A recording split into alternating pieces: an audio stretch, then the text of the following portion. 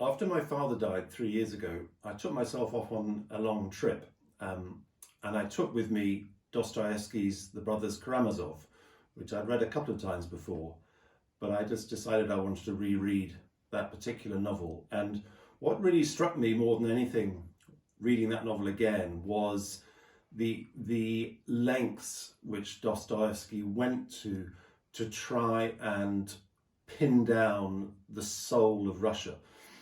That in many ways was always his intention in his works, but particularly in Karamazov, he seems to do anything that he needs to do to try and pinpoint that Russian soul, even to the extent of sacrificing the logical dictates of the narrator, and in many ways the narrator in Karamazov is an impossible narrator, and in some ways the narrator in like Fire Unbound is an impossible narrator in homage to that great novel.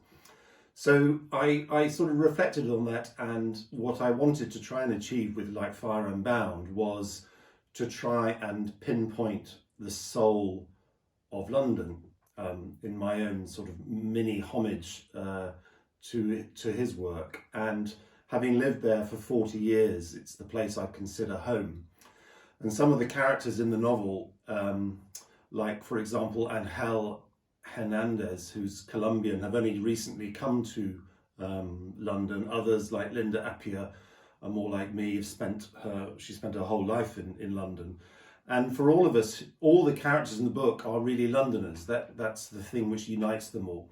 And my intention was to strip away everything from them apart from their being Londoners, and try to use that approach to get some insight into what this city means to us all, both now and in the future.